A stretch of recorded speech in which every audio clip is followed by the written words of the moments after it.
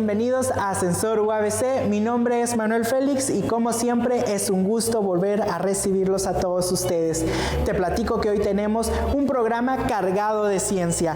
La semana pasada te compartimos la visita que el equipo de Sensor realizó al Instituto de Ingeniería de UABC Campus Mexicali, donde el director nos recibió y nos dio un recorrido sobre las instalaciones.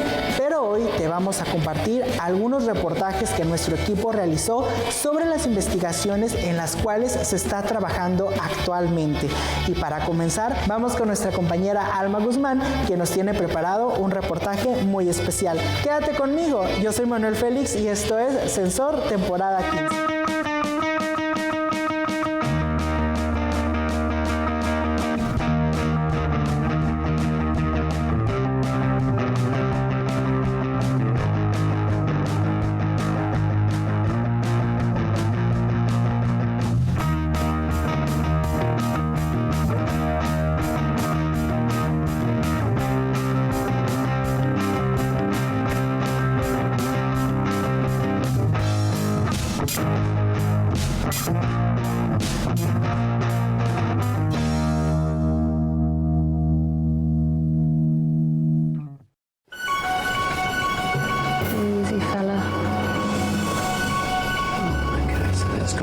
Very nicely done, very smooth. Right, pumping.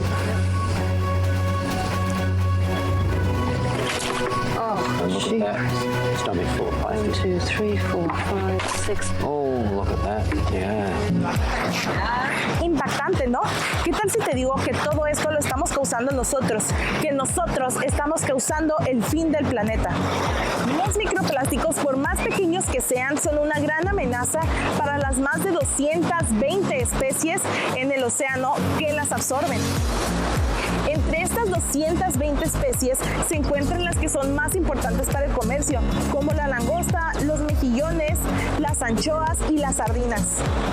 Las anchoas confunden los microplásticos por comida, pues huelen como tal. Pero ¿qué tal si te digo que el 60% de los mariscos que consumes han sido alimentados con microplásticos? Por pequeños que sean, los microplásticos son parte de esta amenaza para las más de 220 especies que los absorben, entre ellas algunas tan importantes en el comercio como los mejillones, las gambas, las langostas, las sardinas o el bacalao. Los últimos estudios sobre la materia señalan que hasta 529 especies salvajes se han visto afectadas por su ingesta, unos riesgos mortales que se suman a los que ya afrontan decenas de ellas en peligro de extinción.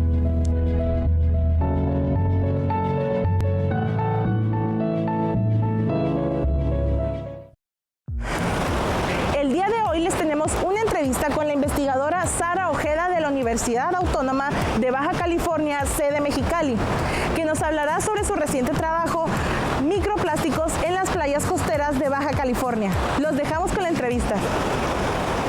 Buenas tardes, mi nombre es Sara Ojeda Benítez, trabajo en el Instituto de Ingeniería en el área de investigación en medio ambiente. La línea de investigación que trabajo es el área de residuos sólidos y actualmente estoy trabajando un proyecto de microplásticos en las costas de Baja California.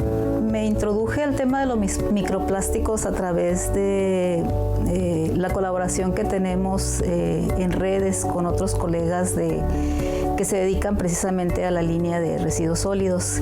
Y hace un poco más de 2 años empecé a colaborar con la Universidad Autónoma Metropolitana Capozalcos, trabajando un proyecto, incorporándome con ellos en un proyecto de microplásticos. Me interesó este tema porque es un tema pues de punta, ¿no?, que está generando muchos problemas de contaminación. Entonces, desde hace ya bastantes años trabajo la línea de residuos, he ido estudiando diferentes flujos de residuos. Entonces, ahorita uno de los temas prioritarios importantes de abordar es precisamente que se desprende de la generación de residuos urbanos de la categoría de plásticos. Los microplásticos están afectando el ecosistema marino, no nada más los ecosistemas marinos, también en los ríos, en las costas, aparecen microplásticos por la presencia y la actividad del hombre y el manejo inadecuado de los residuos, particularmente los plásticos.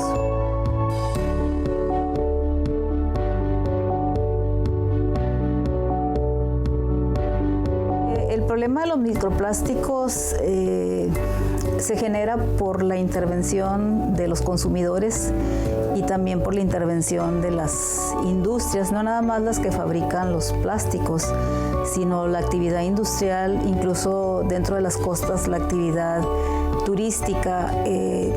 Los microplásticos se originan debido al manejo inadecuado que hay, por ejemplo, hablando de las costas o de los microplásticos en playas, al manejo inadecuado que hay de los residuos que se generan por los turistas y también que se generan por los diferentes comercios, hoteles que brindan el servicio dentro de las playas. Entonces,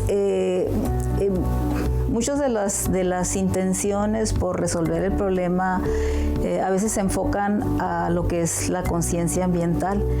Y se enfocan a esto, o nos enfocamos a veces a esto porque finalmente uno de los protagonistas en la contaminación somos precisamente los usuarios, los consumidores. Y bueno, un microplástico va a ser aquel fragmento de plástico que mide entre 0.001 milímetro y 5 milímetros y que en cualquiera de sus partes, por ejemplo, si yo encuentro este microplástico y pasa por pues es un equipo que tenemos para poder separar los microplásticos por dimensiones. Entonces, si pasa por lo vamos pasando por diferentes matices dependiendo del volumen, perdón, del tamaño que queremos encontrar. Entonces, si pasa por ejemplo, si yo estoy buscando microplásticos de 5 entre 0.001, pues si pasa esos matices es un microplástico, si no, entonces es un fragmento. Yo considero que sí es importante incorporar el tema ambiental a los programas educativos, empezando desde preescolar hasta nivel universitario. Realmente nosotros como seres humanos formamos parte de esa naturaleza y estamos integrados a esa naturaleza. Y el hombre es el único ser vivo que no tiene sus ciclos cerrados, ¿no? Si nosotros estudiamos cualquier ecosistema, cualquier animal o dentro de la naturaleza en los ecosistemas, vemos que siempre los ciclos están cerrados y ellos no producen residuos, porque el residuo de una especie se convierte en el alimento de otra, entonces otra especie se encarga de aprovechar ese residuo y nosotros somos los únicos que generamos residuos y que no buscamos la manera de que esos residuos puedan ser aprovechados. Entonces, si nosotros empezamos a enseñar desde pequeños que es importante que como parte de ese ecosistema en el cual vivimos también aprovechemos los residuos, pues yo creo que estaremos impactando menos. Entonces sí es importante incorporar el tema ambiental en todos los niveles educativos. Y bueno, así hemos llegado al final de este reportaje. Queremos agradecer a la doctora Sara Ojeda del Instituto de Ingeniería de UABC sede Mexicali por las facilidades para realizar este trabajo. No olviden seguirnos en nuestras páginas de Sensor UABC e Ilumina para más contenido como este. Mi nombre es Alma Guzmán y nos vemos en la próxima. Todos los días los seres humanos desechamos a la basura cáscaras de fruta o de verdura. ¿Te has preguntado si en lugar de tirarlas se les pudiera sacar algún provecho? Vamos con nuestros compañeros de O Ciencia que precisamente nos van a hablar sobre este interesante tema.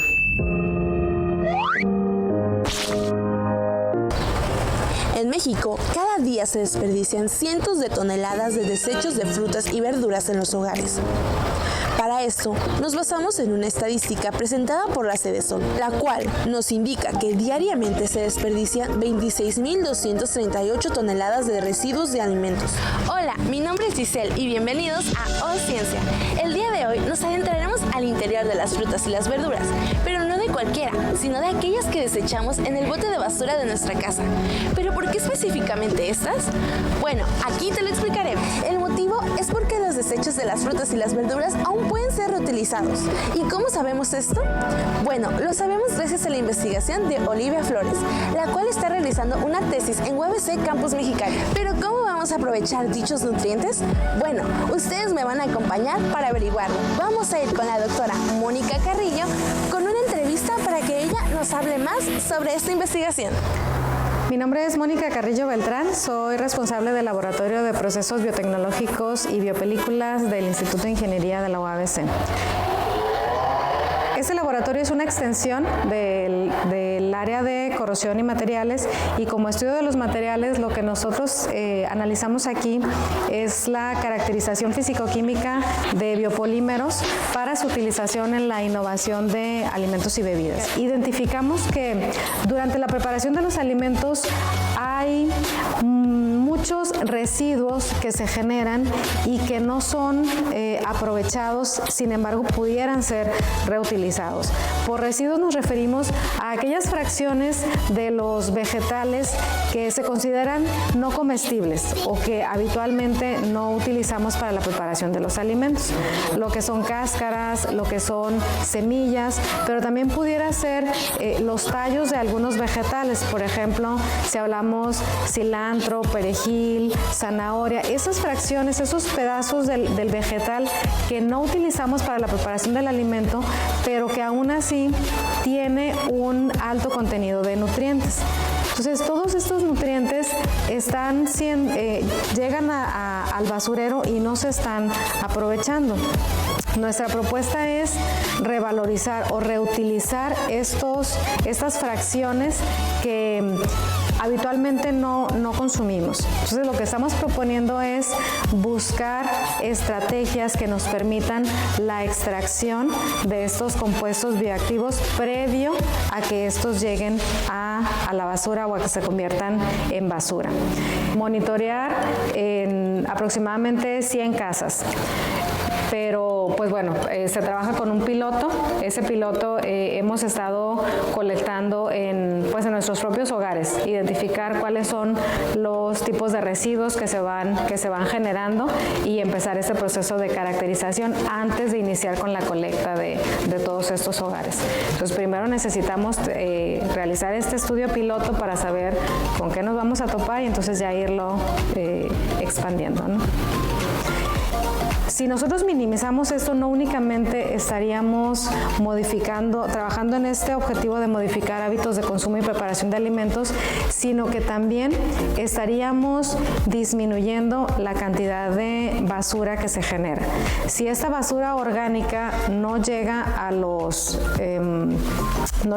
basureros, pues también vamos a minimizar el efecto de gases de invernadero o la contaminación que esto produzca. Entonces, viéndolo, el impacto social que esta investigación pudiera generar es bastante alta, porque por un lado estaríamos obteniendo estos nutrientes o estos componentes bioactivos, los cuales pudieran ser utilizados en otros procesos o en la misma mejora hacia la nutrición, y además estaríamos disminuyendo la contaminación.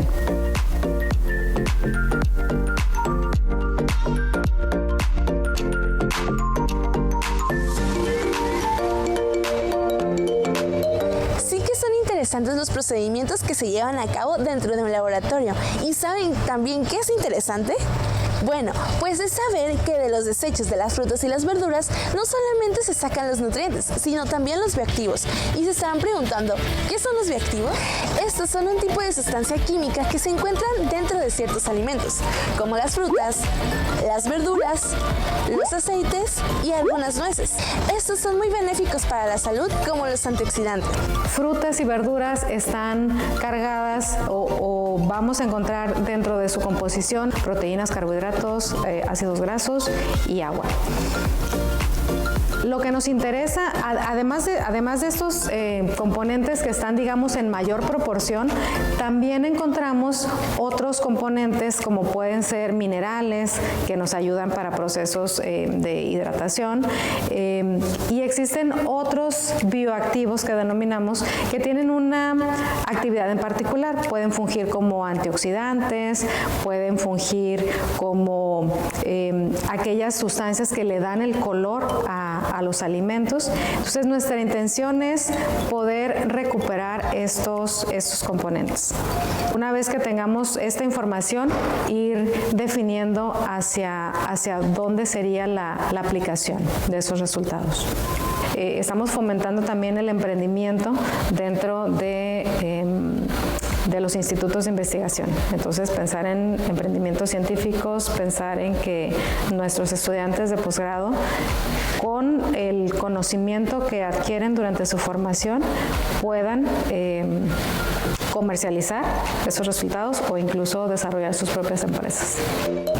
Como investigadores tenemos la responsabilidad social de dar a conocer los resultados de nuestra investigación, de compartir el conocimiento y de asegurarnos que este conocimiento que queremos lograr en nuestros estudiantes vaya más allá del aula, que no se quede únicamente en el salón de clases, sino que este conocimiento se vaya construyendo en las diferentes experiencias de nuestro día a día. La manera que podemos involucrar o la manera en que podemos apropiarnos del conocimiento científico es si le encontramos esa utilidad. Al encontrarle la utilidad a estos hallazgos, a estos resultados o a estos conceptos que aprendemos en la escuela y que visualizamos en nuestras diferentes actividades, es como vamos a incorporar o como vamos a apropiarnos de este conocimiento científico. Conocimiento científico y tecnológico lo vemos todos los días, lo vemos en nuestros dispositivos electrónicos, está en actividades tan sencillas y tan cotidianas como puede ser la preparación de los alimentos. A veces escuchamos que dicen, queremos que esté lo menos procesado químicamente, y esos procesos químicos son los que permiten que se pueda obtener un queso a través de un proceso de fermentación, es lo que permite que las proteínas se desnaturalicen y entonces podamos mejorar la digestión. Hablamos de un trozo de carne, si está crudo, las proteínas están de cierta forma y cuando lo cocinamos, esas proteínas ya son más fácil de digerir. Entonces, a veces los conceptos nos asustan, a veces escuchamos la palabra químicos y pensamos que es un sinónimo de veneno, pensamos que es un sinónimo de algo malo, cuando pues los químicos están presentes en todas partes. El aire que respiramos es una mezcla de gases que pueden clasificarse como químicos, el agua que consumimos. Nosotros somos una fábrica de químicos. Transformamos, generamos cientos de compuestos químicos y esos compuestos químicos son los que nos permiten precisamente respirar, digerir, caminar, etc. Me gustaría invitar a los niños, a los jóvenes, incentivarles esa curiosidad, que esa curiosidad no se pierda, que esa curiosidad se continúe cultivando y que esos porqués estén siempre presentes, no únicamente dentro del aula, sino también cuando salimos a pasear, cuando vemos una puesta de sol, cuando hacemos alguna actividad de esparcimiento.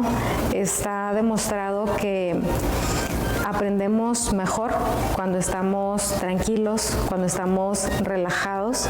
Entonces, qué mejor que ver la ciencia y la tecnología así, de una manera tranquila, de una manera relajada y de una manera en la que pues la tenemos presente todos los días. Los beneficios que esta investigación nos traerá a nuestras vidas son muchísimos, sí que podemos hacer mucho para contribuir a nuestro entorno. esta es una medida que nos ayuda a aprovechar los nutrientes de las frutas y las verduras que ya no ocupamos. De vuelta podemos ver que la ciencia está en todo lo que nos rodea. Por eso es importante investigar, indagar y saber más sobre temas de ciencia. Nunca sabemos qué le puede hacer bien a nuestro planeta. Recuerden que estamos en momentos de crisis ambiental, así que no nos caería mal investigar nuevas maneras de cómo hacer este mundo mejor. Mi nombre es Giselle Sostegui, esto fue Ciencia y nos vemos hasta la próxima.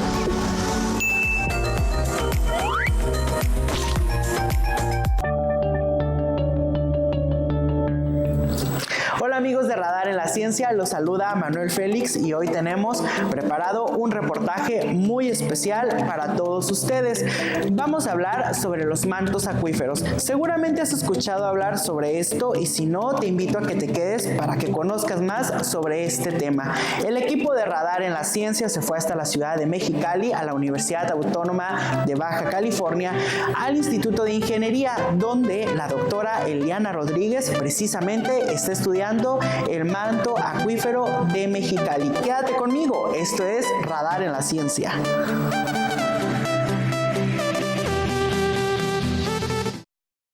La escasez de agua dulce en el mundo es un problema que hasta el día de hoy existe en nuestra sociedad, y esto debido al crecimiento poblacional, agrícola y la ganadería industrial.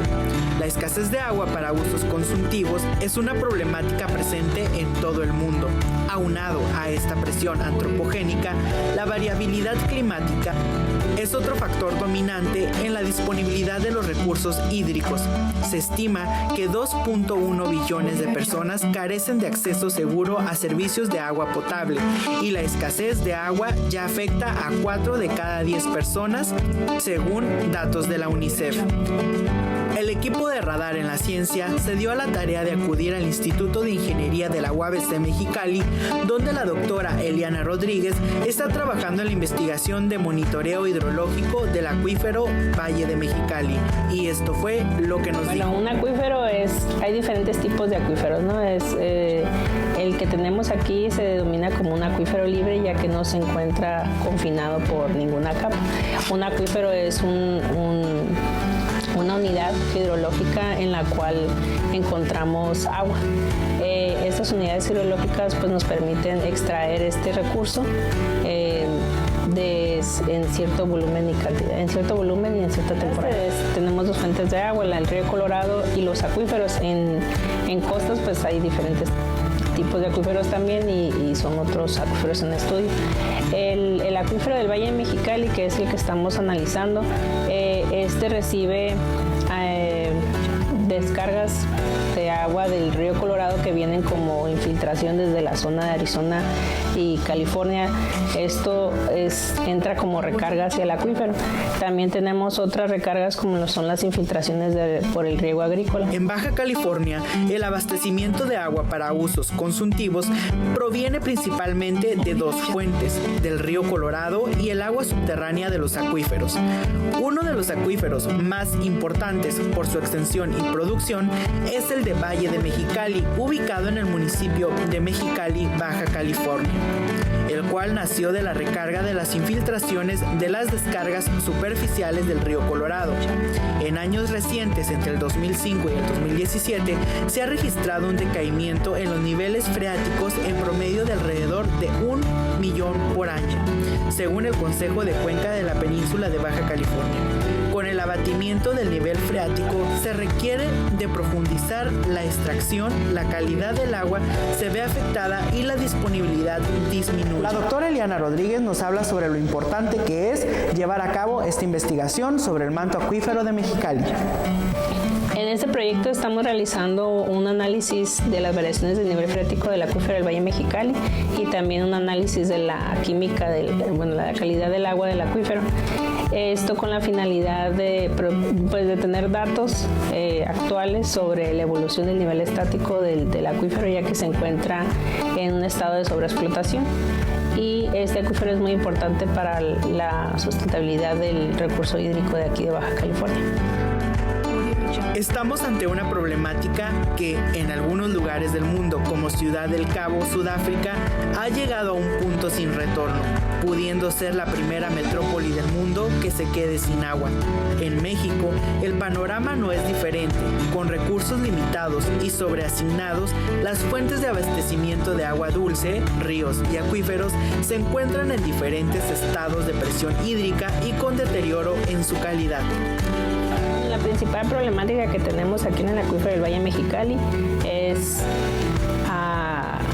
la falta de mediciones. Creo que es una de las principales problemáticas. Tanto no hay mediciones en la extracción, mediciones, digamos, son estimadas. Falta más monitoreo sistematizado, protocolizado. Entonces nuestra finalidad es proporcionar los datos de un ciclo hidrológico sobre las variaciones de nivel y también sobre la calidad de agua. Y esto es compararlos con datos anteriores para ver cómo ha sido la evolución de esta calidad y también la evolución de las variaciones del nivel de agua subterránea. Además, en la zona este del acuífero se presentan abatimientos en la zona de recarga, lo que implicaría que la cantidad de agua recargada es menor.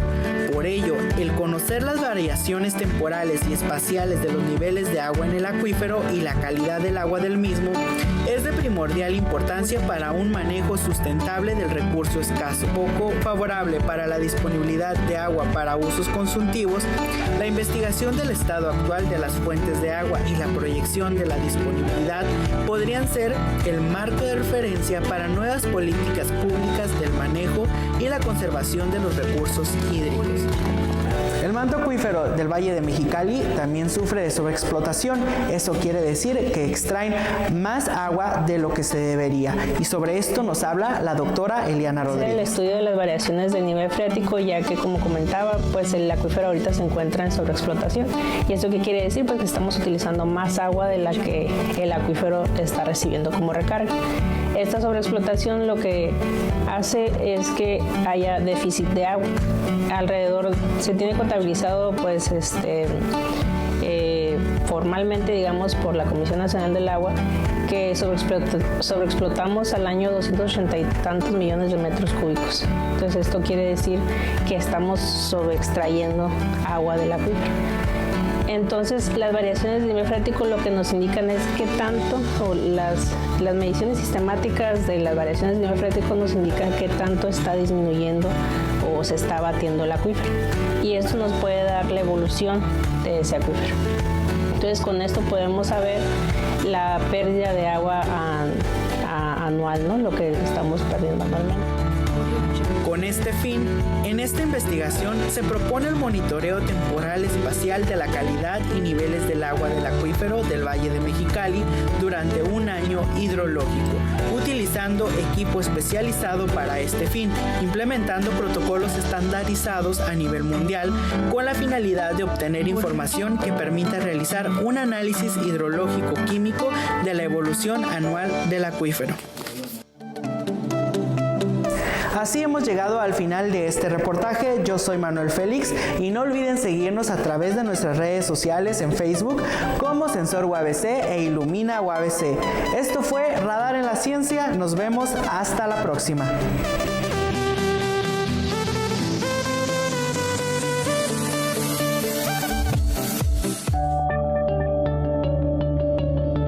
No cabe duda que este programa estuvo cargado de mucha ciencia y de datos interesantes que nuestros compañeros del Instituto de Ingeniería de UABC Mexicali compartieron con nosotros. Por cierto, les mandamos un saludo a todos ellos y muchas gracias por las facilidades otorgadas para la realización de este programa.